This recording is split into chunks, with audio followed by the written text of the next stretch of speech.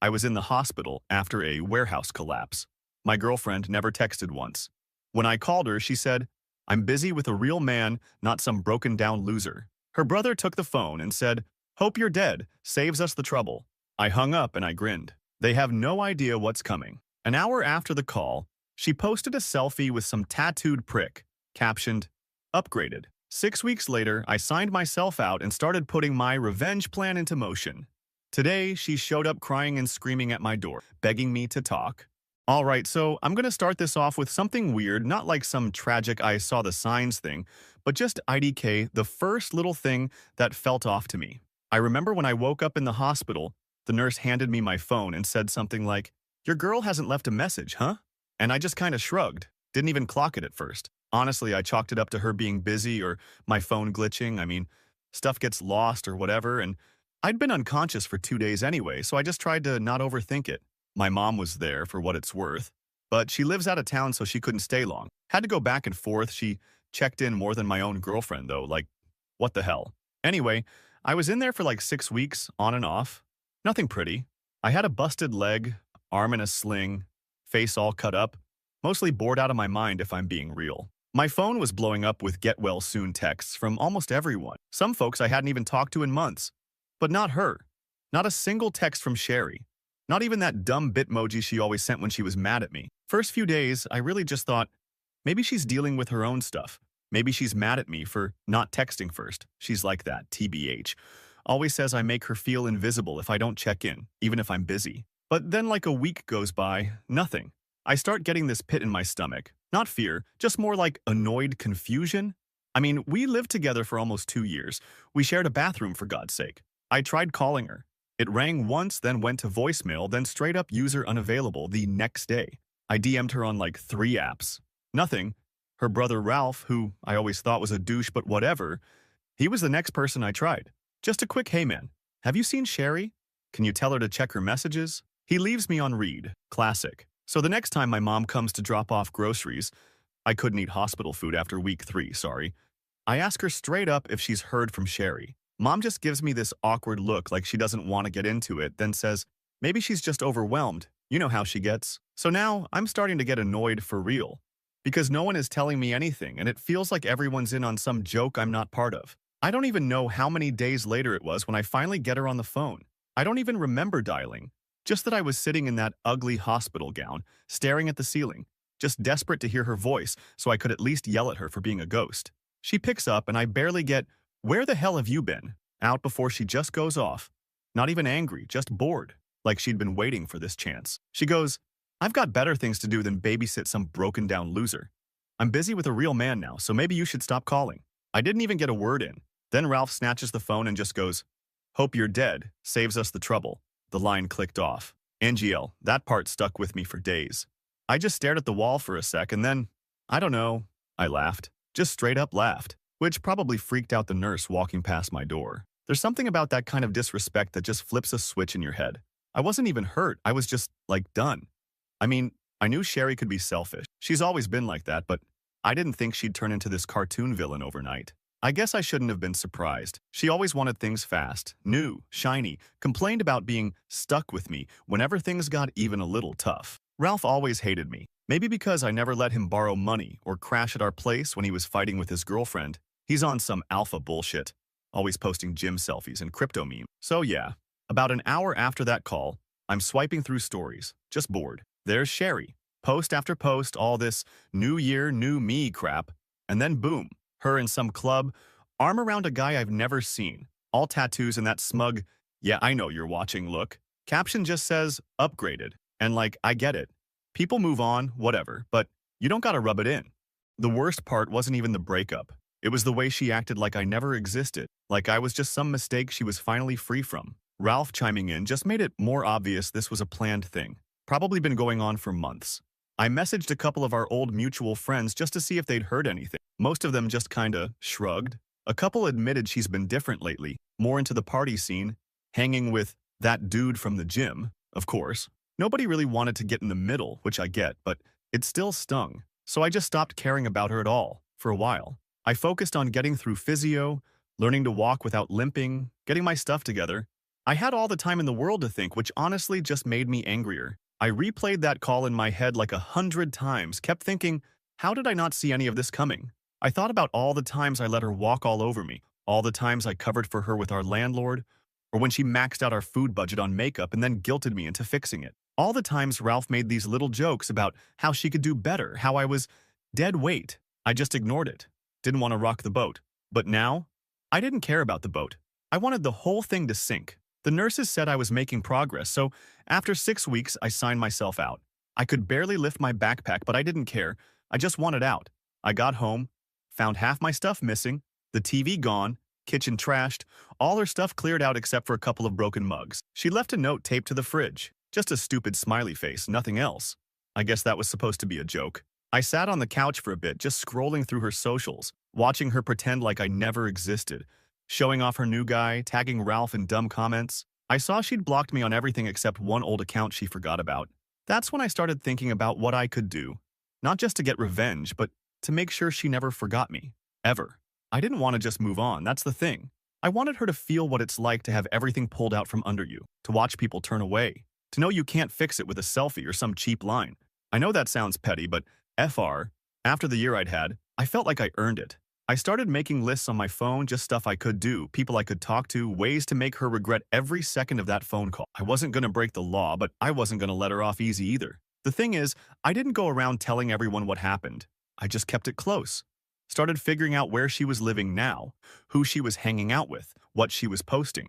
I remembered all her little secrets, the stuff she didn't want anyone to know, the things she hid from her friends, her parents, even Ralph. I knew where she worked out, who she owed money to, what she was scared of. I started paying attention again, not like a creep, just, waiting for the right moment. And now, today, I heard a knock on my door. I looked through the peephole, and there she was, Sherry, puffy-eyed, hair a mess, practically beating on the door, screaming for me to let her in. I could hear her crying, begging. Something about they're after me, and I made a mistake. I just stood there listening. I didn't open the door, and that's where I'm at. I got a list, I got time, and I'm not done. Not even close.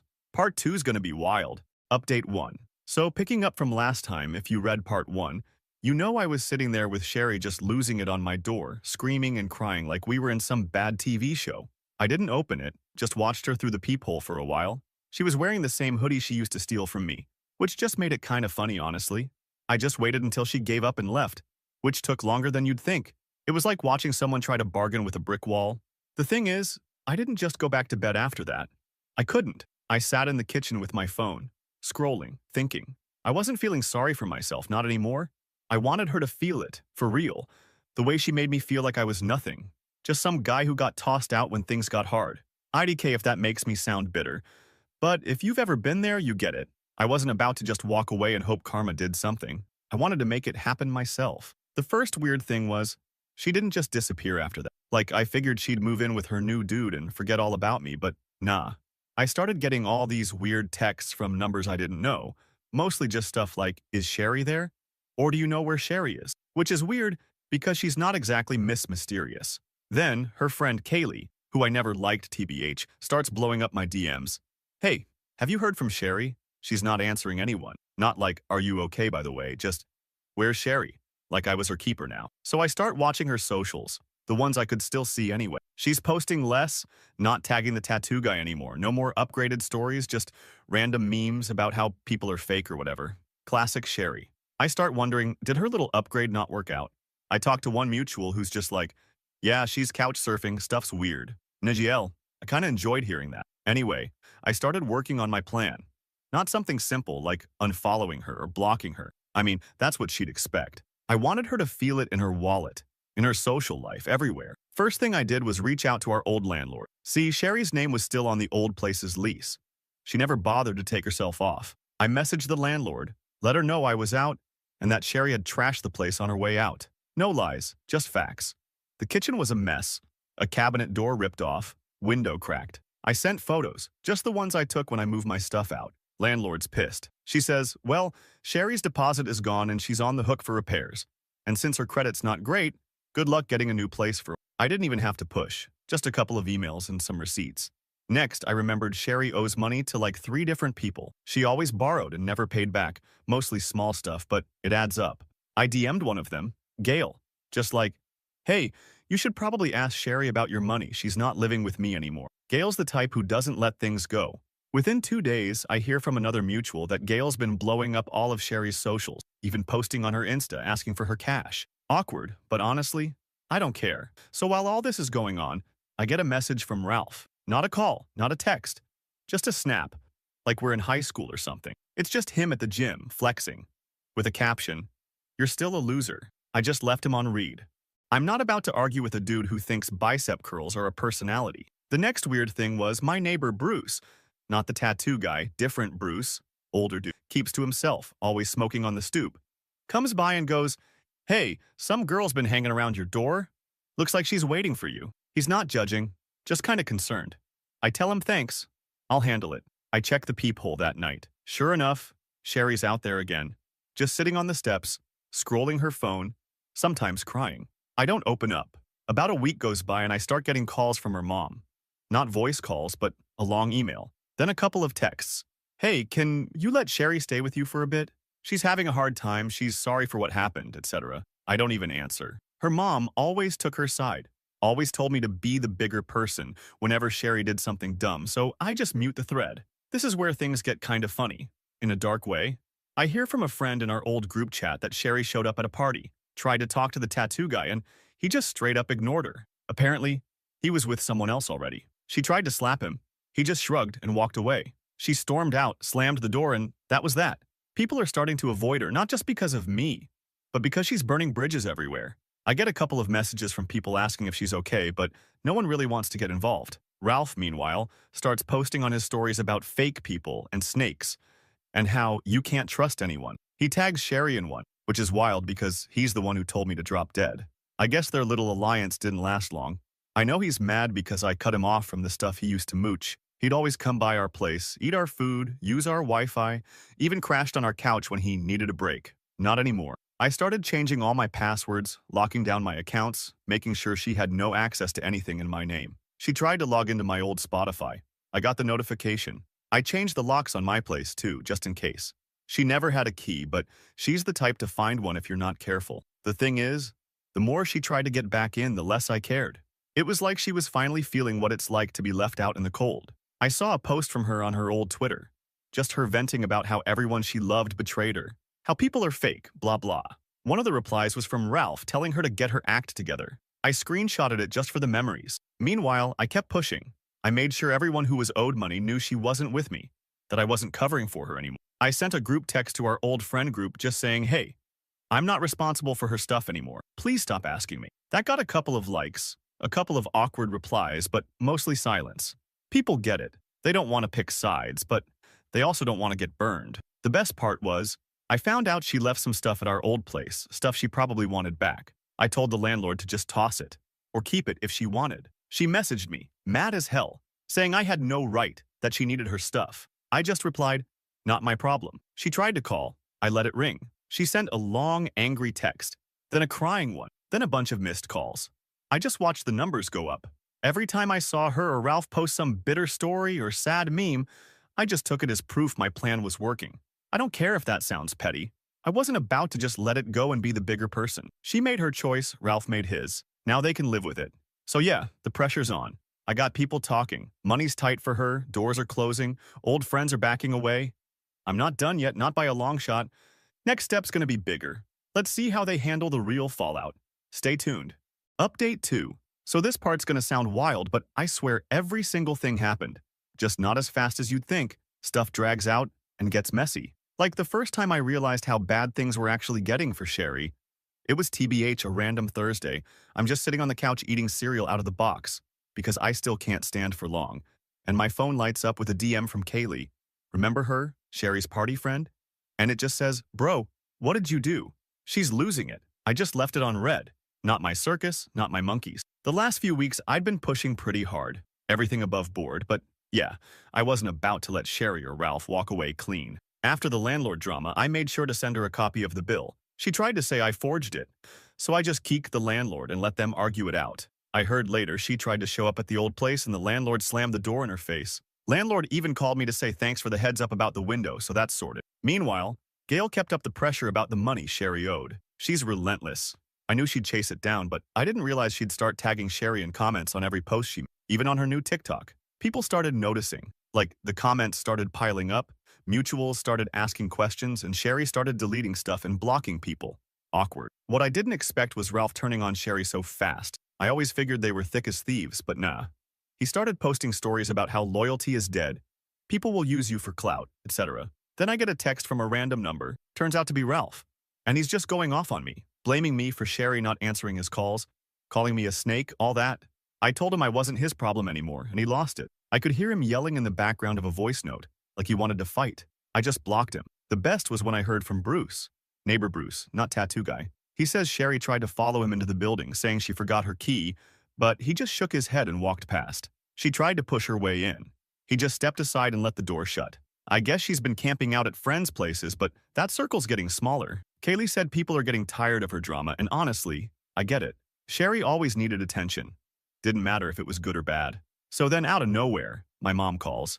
I hadn't told her all the details, just that Sherry and I split, but now she's saying Sherry's mom called her, crying about how Sherry's homeless and I should do the right thing. I just told my mom. She made her bed. Mom just kinda sighed and said, families always get messy, but she gets it. She says she's proud I'm standing up for myself. Ongle, that felt good to hear. I started noticing little stuff too. Couple of my old friends who used to side with Sherry started reaching out, just checking in. I kept it chill, just said things didn't work out. Didn't badmouth her, but I could tell they already knew. Word gets around, especially when people owe money or leave a mess behind. One day, Ralph actually showed up at my door. I didn't even know he knew where I lived now, but there he was, banging on the door, yelling my name. I cracked it open and he tried to shove his way in, but I blocked him with my arm. He just started mouthing off, blaming me for everything, saying Sherry was in trouble because of me. And I just told him, she's not my problem, and neither are you. He tried to push me, so I shoved him back and slammed the door. He kicked it once, then stomped off. I watched him through the peephole, just pacing, then finally leaving. After that, things escalated. Sherry started showing up more. She'd knock, then text, then call from random numbers. Once, she even tried to sleep in the stairwell. I told the building manager, and they said they'd call someone if she kept it up. I felt bad for about 5 seconds, then remembered that phone call in the hospital. Nah, she even tried to guilt-trip my mom, sending long texts about how I ruined her life and how she had nowhere to go. My mom sent me screenshots and said, "What do you want me to say to this?" I just told her, "Don't answer. Let her figure it out." The part that actually made me laugh was when Kaylee messaged me again, this time almost begging me to talk to Sherry because she's making everyone uncomfortable. Apparently, Sherry tried to slap one of her friends at a party when they told her to chill out about the money stuff. She stormed out, slammed the door so hard it echoed through the whole place. Now nobody wants her around. I heard from another mutual that Sherry tried to get in with the tattoo guy again, even tried to flirt with him at the gym. But he just brushed her off. She yelled at him, tried to shove him, but he just walked away. She texted him later. He blocked her. Even Ralph stopped answering her calls, started posting about how some people are dead weight. I guess he finally got tired of covering for her too. I kept the pressure going. I made sure the landlord followed through on the repairs, so Sherry got billed for every single thing. I double-checked all my accounts, made sure she had zero access, and even sent a couple of reminders to people she owed. I didn't even have to say much, just, "Hey, you might want to check in with Sherry about your money." Gail sent me a thank you text, said I saved her a trip. The craziest part was when Sherry's mom showed up at my building. I didn't let her in, just buzzed her from the entry. She started yelling at me about how I was heartless, how I should help Sherry, because you loved her once. I just told her, love's not a get-out-of-jail-free card. She hung up, then called my mom again. My mom just silenced her. Boundaries, finally. The little stuff added up. Sherry's credit is shot. She can't get a new place without a cosigner. Most of her friends are dodging her. Ralph is MIA. And the tattoo guy wants nothing to do with her. She tried to crash with Kaylee, but Kaylee's roommate said no. She tried to get her old job back, but I heard they lost her application.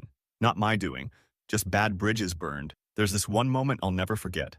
I was coming home with groceries, still limping a bit when I saw Sherry sitting on the stoop. She looked up at me, eyes all red, hair a mess, and just started sobbing, asking why I was doing this to her. I just told her, "You did this to yourself." She tried to grab my arm. I shook her off. She slapped me, hard, and I just walked inside and locked the door. She sat out there for another hour, then finally left. So yeah, the trap's tight. She's running out of options, and I'm not letting up. Next part's gonna be the final nail, but I'm not done yet. She wanted to play games with my life. Now she gets to watch hers fall apart one piece at a time. Wait for part 4. It's coming. Final update. So I guess this is the last update, not because everything's perfect, but because there's kinda nothing left to say, at least for now. After all the chaos, all the calls, all the drama, it's just quiet. And I mean, it's not the peaceful type either. It's more like the echo after you slam a door and the house still shakes. I'll start with something small that stuck out. I was rinsing out a mug in the sink a couple days after the last mess with Sherry on the steps, and I noticed her old hair tie wedged behind the faucet. Just this stretched out purple thing she must have left there months ago. It's dumb, but it made me laugh. Like even when people are gone, they leave these little bits of themselves all over, even if you don't want them to. But anyway, after Sherry slapped me on the stoop and stormed off, things just slowed down. She didn't show up for a few days. I thought maybe she finally got the hint, but then she started again, just quieter, like trying to sneak back into my life without making a scene. I'd get a random text at 2 a.m., just her name or a crying emoji or sometimes nothing, just blank. I didn't answer any of them. The building manager caught her sleeping in the laundry room one morning. He knocked on my door, asked if she was my guest. I said nope, just an ex who doesn't know when to quit. He said he'd call someone to get her out. I think he kind of felt bad for her, but not enough to let her stay. People have their own lives. I kept thinking, I gave her everything for years, and when I needed her, she was gone. Now she's got nothing, and it's not my job to pick up the pieces.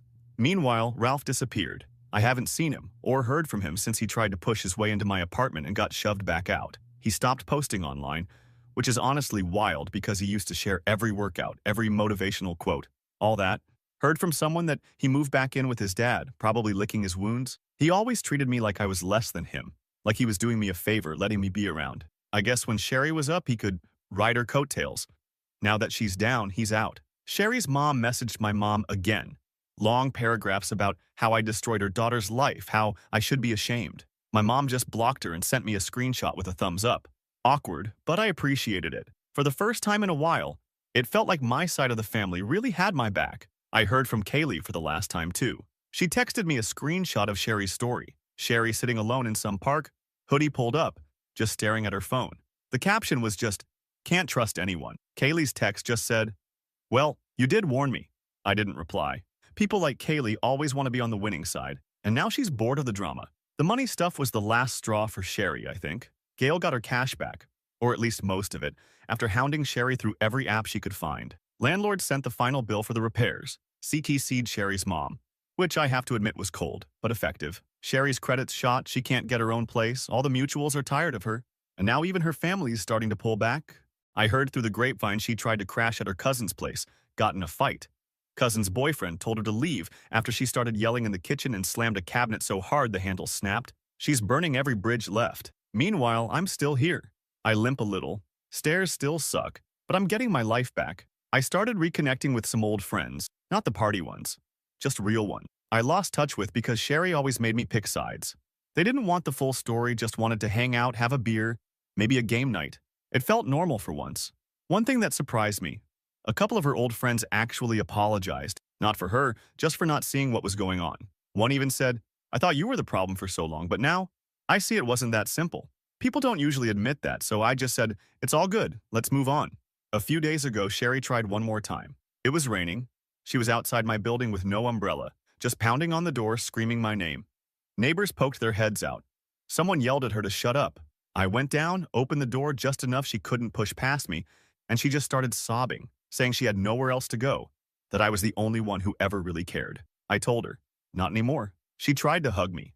I stepped back. She swung at me, missed, then just stood there shaking. I closed the door. She kicked it, then walked off into the rain. That was the last time. Honestly, I don't even feel mad anymore. I don't feel much at all about her. She made her choices. She wanted out when it was hard.